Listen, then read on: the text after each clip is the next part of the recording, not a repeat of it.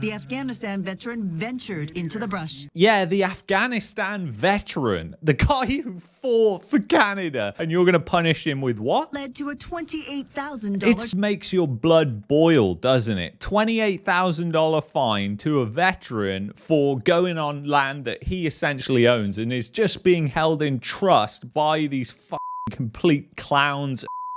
Canada is going full-on authoritarian. Once again, we're going to take a look at what's going on up north, and not what's just going on in Canada, but what is also going on in the UK and the United States. You are seeing rising authoritarianism, and it is a warning sign of what's going to come. Everybody in Canada is being treated like a criminal. As you probably heard, Newfoundland and Labrador, Nova Scotia, New Brunswick, all banning people going into the woods. And you have to remember, guys, they're banning people going onto Crown land, and effectively Crown land is held in trust for the public. So the politicians and the bureaucrats, they don't fucking own it, but once again they are acting like they do and just abusing power. But take a listen to this guy, and I will link his X profile at the bottom here, because he went and actually went onto the Crown land and he got a $27,000 ticket. It's just absolutely insane.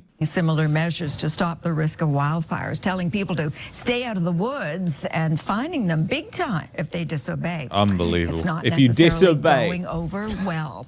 CTV's Judy Trin now on the resistance and the cries of overreach. Judy. Sandy, the first few tickets have been issued and they come with hefty fines, but some people are deliberately breaking the law. Much of Atlantic Canada is a tinderbox, and on Sunday, New Brunswick. But just remember, guys, Alberta and British Columbia, they've seen wildfires for the longest period of time, in Saskatchewan as well. And have you ever seen the government go as far as they're going on the East Coast? I mean, this goes back to the whole principles of freedom, and it goes back to what happened in the pandemic as well, where you saw massive government overreach in every single province. I mean, it's just completely tyrannical what these governments are doing. Ban traveling through the woods on Crown territory. Sad, but... And again, on Crown territory, that is territory that you own and is being held in trust by these idiots who think they own the land. I mean, it's just absolutely insane. It seems like there is no rule of law in Canada anymore, and it's just authoritarianism from now into the future. And obviously we've seen this playing out. I mean, this is why I left. This is why so many people are leaving as well, because they know where this ends and it's not in a good place. It's the wise thing to do.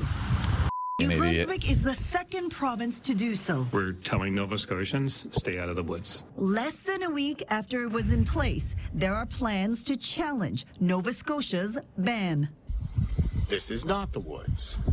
This is the Department of Natural Resources. That's the guy who posted Nova this on Scotia X. resident Jeff Evely deliberately broke the law in protest. He told provincial forestry officers that he was going to walk through the woods. Despite warnings to stop, the Afghanistan veteran ventured into the brush. Yeah, the Afghanistan veteran, the guy who fought for Canada, and you're going to punish him with what? Led to a $28,000. It just makes your blood boil, doesn't it? $28,000 fine to a veteran for going on land that he essentially owns and is just being held in trust by these complete clowns and buffoons. I mean, it's just absolutely insane what is going on. But you are seeing this type of overreach, not just in Canada, but also in the United States. And you are seeing that in the United States as well, Trump doesn't want to release the Epstein files because guess what? He's likely in there. I don't understand what the interest or what the fascination is. Are you still talking about Jeffrey Epstein?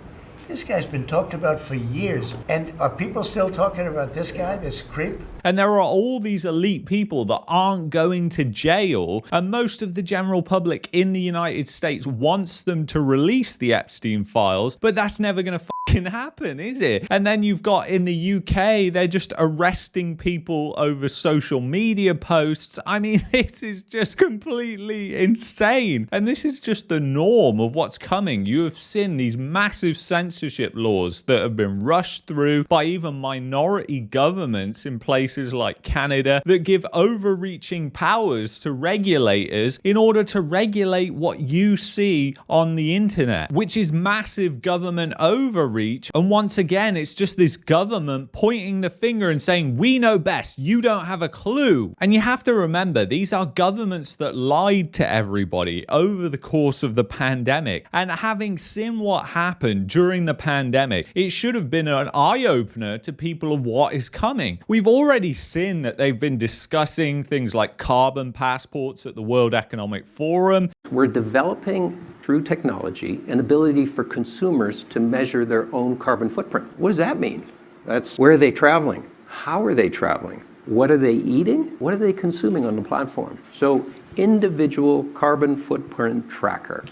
Stay tuned. We don't have it operational yet, but this is something that we're working on. But the likelihood is that they're not even going to be implemented like that. It's probably going to come in the form of, oh, there's a crisis, so the government comes in, seizes new powers, exactly like what's happening in Nova Scotia. And the penalties are always going to be financial. And that means that when you've got a bunch of debt slaves and people who are incredibly oppressed, it means that they can't afford those type of fines. So what do? And it's really up to the people to stand up and rally against this. But the problem is people have short-term memories and they forget these things. They forget what happened during the Freedom Convoy and that a native woman was trampled on by horses, that they sent in the police and it might as well have been the military. I decide when it's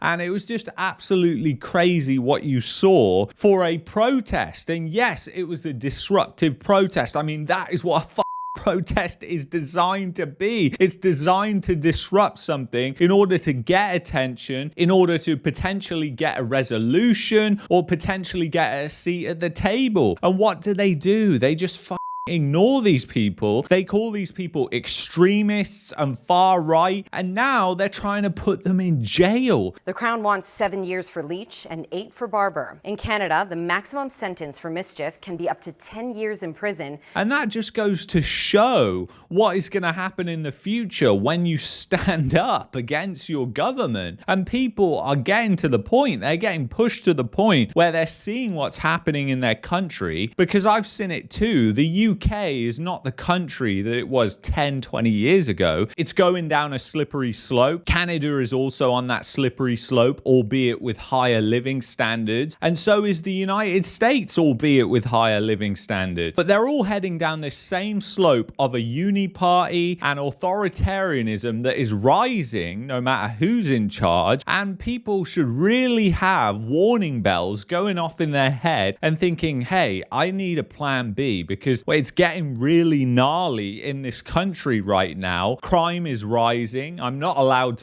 to defend myself. In fact, if I defend myself, then I'm the one getting hauled to prison. And the other person who robbed me, well, they're out on bail, catch and release. And all this bullshit has been built up over the past couple of decades, and you have seen massive wealth inequality that has absolutely soared as the 1% take more and more away from the middle class as government is growing beyond belief in countries like Canada, the United States, and the UK. And we're on track to have, by the end of this century, governments forming 75% to 100% of the economy. I mean, it's total near fascism or communism. I mean, this is what Western countries are heading towards. Their economies are collapsing and failing, and all that's happening is the governments are stepping in, increasing their spending, increasing their control, and essentially becoming more of the economy. The government economy is just growing in all these Western countries, and people just aren't opposing that because they're too busy looking at two parties that are very similar,